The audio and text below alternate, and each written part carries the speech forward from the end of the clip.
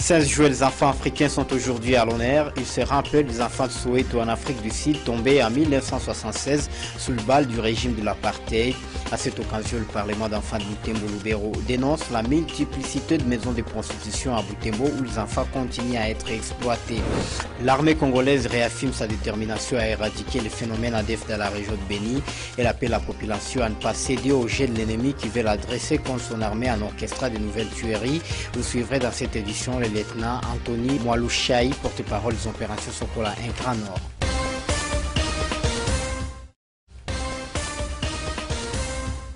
Ce 16 juin, le monde célèbre la Journée internationale de l'enfant africain.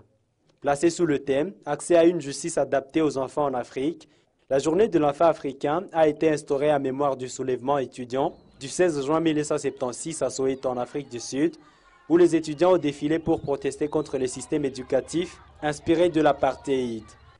En ville de Butembo, plusieurs problèmes freinent le respect des droits de l'enfant. Il s'agit pour le président du Parlement d'enfants de Butembo-Lubero de l'exploitation tant économique que sexuelle. Ce second cas, par exemple, connaît de plus en plus une ampleur inquiétante à travers la ville. Victoire Moussongora craint que cette situation n'empire dans les jours à venir. En fait, la situation de l'enfant en ville de Butembo est critique. Il y a plusieurs paramètres. En fait, il y a des enfants qui sont utilisés économiquement ici chez nous en ville de Butembo. Il y a les enfants qui sont utilisés sexuellement. Plus de 7000 enfants qui sont utilisés sexuellement ici à la ville de Butembo, avec plus de 500 maisons de tolérance ici chez nous en ville de Butembo. Il y a aussi l'accès à la justice, même des enfants vulnérables, qui devient de plus en plus monnayé. Pourtant, cela ne facilite pas vraiment la promotion des droits des enfants ici chez nous en ville de Butembo. Il y a les problèmes liés certainement au tribunal pour enfants. Ici chez nous, nous n'avons pas de tribunal pour enfants. Propre aux enfants, vraiment, nous n'en avons pas. Il y a les problèmes liés à l'EGE, établissement de garde pour enfants. C'est un problème qui se vit ici chez nous en ville de Butembo et que nous combattons du jour au jour, mais sans solution. En fait, aussi il y a les problèmes des structures d'encadrement. Nous avons par exemple les CTO. Ici chez nous, il n'y en a pas. C'est-à-dire, quand un enfant a un FGA, ou alors à face au-dessus des forces et groupes armés, il doit être réorienté aux FGA, au CTO, centre de transit d'orientation. L'épidémie d'Ebola qui a sévi à Butembo et la pandémie de la COVID-19 constituent également un blocage contre les avancées enregistrées dans la préservation des droits de l'enfant à Butembo. Oui, en fait, vous savez, avec les enfants qui sont en fait, victimes de l'Ebola, les enfants qui sont devenus orphelins, ipso facto, il y a certains droits qui sont violés à l'égard de cet enfant. Les enfants qui n'aillent pas à l'école, il y a ipso facto, ces enfants seront utilisés économiquement au centre-ville. Pas mal d'enfants se sont livrés à des activités que je considère inopportunes. En fait, pas mal d'enfants se sont livrés à l'exploitation économique. Ils ont été exploités économiquement, victimes de l'exploitation économique. Il y a pas mal d'enfants qui se sont livrés à ce que nous appelons l'exploitation sexuelle. Sont là les deux vraiment circonstances que nous sommes en train de déplorer du jour au jour. D'après les statistiques fournies après une enquête du service urbain de genre famille et enfants 2019, plus de 7000 enfants mineurs sont hébergés dans des maisons de tolérance à Butembo. Une situation qui fait reculer les avancées jadis observées dans les droits de l'enfant, déplore le Parlement d'enfants. Les femmes paysannes de Beni et Lubero fournissent assez d'efforts pour lutter contre la famine. Assurance faite à Moto TV par la Ligue des organisations des femmes paysannes du Congo, le FEPACO, en marge de la célébration le 15 juin dernier, la journée de lutte contre la faim. Une femme paysanne est une femme encouragée. Elle répond aux besoins alimentaires de sa famille et de la société. La femme paysanne est déjà passée par des formations. C'est pour ça qu'on peut voir un petit jardin de légumes ou autres dans sa parcelle. Pour celles qui sont accompagnées, elles savent s'aimer en suivant des normes agronomiques et sous le respect des saisons culturelles. La femme paysanne ne récolte pas pour manger seulement, comme avant. Elle a appris à épargner.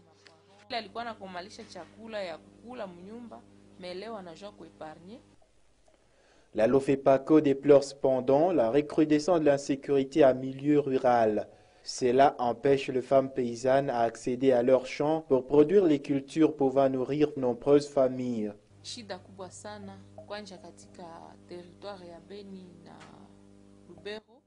Le plus grand défi, surtout au territoire de Beni et Lubero, nos cultivateurs sont exposés aux problèmes de sécurité.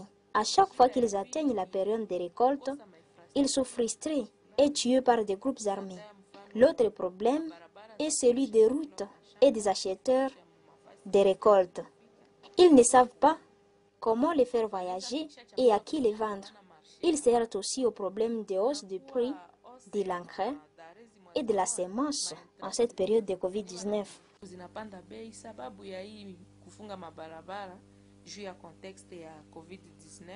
Actuellement, la RDC compte près de 13 millions de personnes affectées par la famine, ce qui place le pays sur la liste des États les plus touchés par le fléau.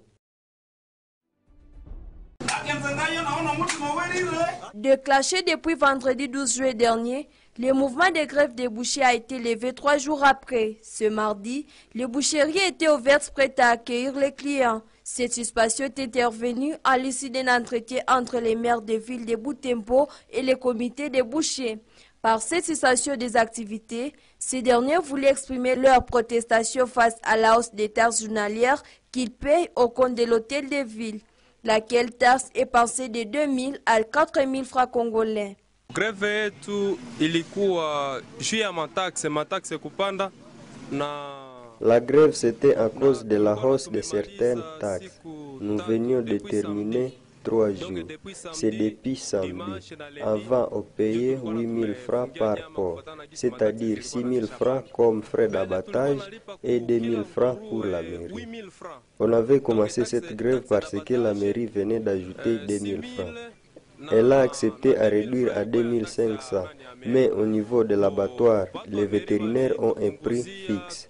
Nous voulions aussi qu'eux aussi diminuent ces prix.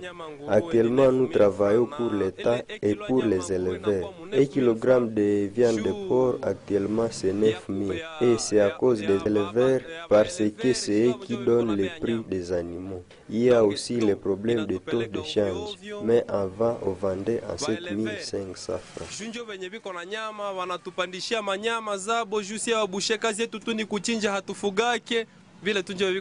Mbele tulikuwa nauzisha hii kilo mu 7000 francs. Le tenancier des restaurants salue cette reprise, indiquant que les 3 jours de grève ont eu une incidence négative sur leurs activités. Tulikuwa nakamata mara moja samaki tunaikalanga.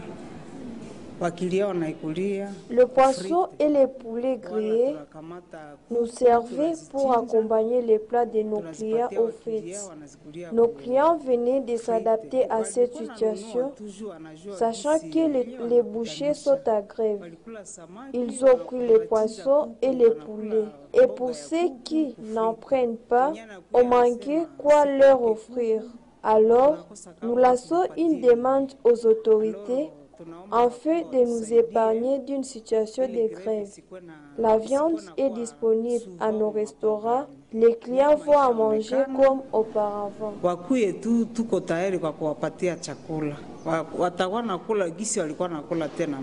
En cette période de grève, les consommateurs de la viande se sont tournés vers les poissons et les poulets. En ville de Butembo, les habitants désapprouvent la démarche de l'Assemblée nationale sollicitant une augmentation à hauteur de 2 000 $ américains au salaire des députés nationaux. Se confiant à Moto TV, ces habitants estiment que la RDC est confrontée à de nombreux autres problèmes. Ainsi, au lieu d'augmenter les salaires des députés, le gouvernement devait affecter ce fonds, par exemple aidant la paie des militaires qui se battent pour amener la paix dans l'est du pays. Ce n'est pas nécessaire car la population est en train de souffrir. Dans ce cas, il fallait d'abord apaiser la soif de la population pour augmenter leurs salaires qui ne servent à rien. Il faudrait que cet argent travaille aux besoins de la population qui les avait élus. Nous sommes en train de souffrir. La vie n'a plus de sens, nous verrons, car il n'y a plus d'activité scolaire et nos enfants errent par-ci par-là. Alors, on dit qu'on va augmenter le salaire des députés qui ne font rien à Kinshasa. Un militaire qui travaille et meurt au front à 50 $ comme solde. Est-ce que cela n'a pas de pitié pour la population? Avec 8 000 $ américains, ils veulent qu'on leur ajoute. Augmenter le salaire des députés, c'est une bonne chose. Je pense qu'avec cette augmentation, augmentation, il y a un point de plus pour le progrès de la population. Peut-être ils sont inactifs à cause de leur salaire minimum. Avec cette augmentation, nous espérons à une amélioration. Les soldats ont du pain sur la planche. Ils ont des enfants. Ils ont des épouses. Et si on les reconnaît, peut-être l'insécurité cessera à Butembo et au Congo. C'est le 21 mai dernier que la présidente de l'Assemblée nationale, Janine Mabunda, a saisi le Premier ministre Sylvestre Ilunga pour solliciter l'augmentation des salaires des députés nationaux. Dans une correspondance qui a fait le tour des réseaux sociaux, les députés nationaux sollicitent du gouvernement un complément de $2000 à leur émolument et une augmentation de 50% de frais de fonctionnement et de l'administration de l'Assemblée nationale. Demande qui est en cours de traitement au ministère des Budgets.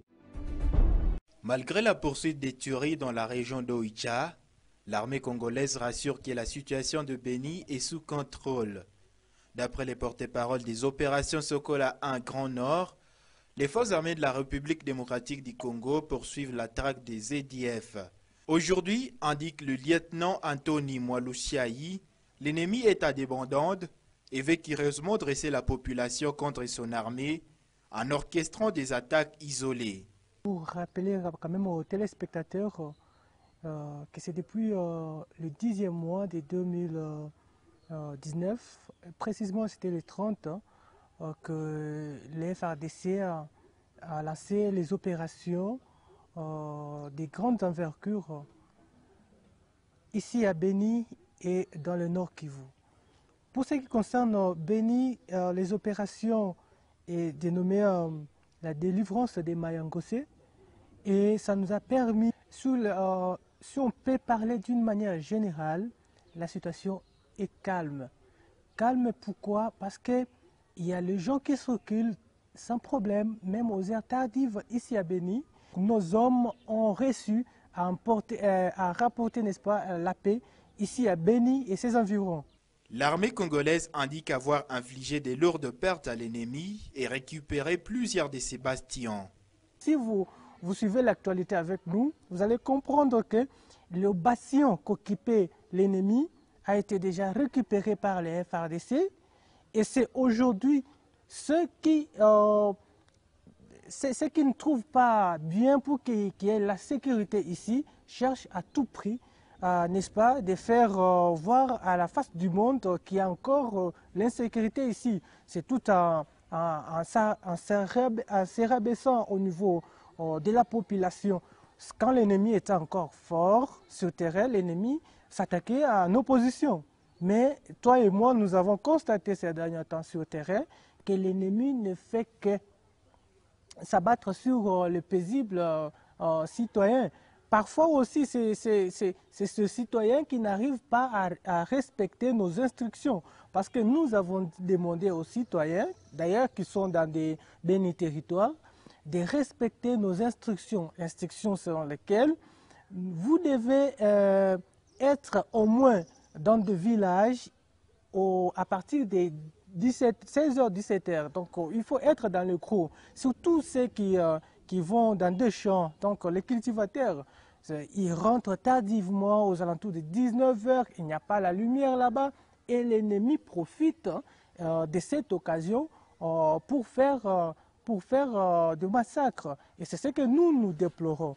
Parce que nous sommes là pour protéger cette population. C'est depuis octobre dernier que les forces armées de la République démocratique du Congo ont lancé des opérations dites de grande envergure à Beni. Objectif, neutraliser les rebelles ougandais de ZDF qui ne cessent d'endeuiller depuis plus de 5 ans des habitants dans cette région.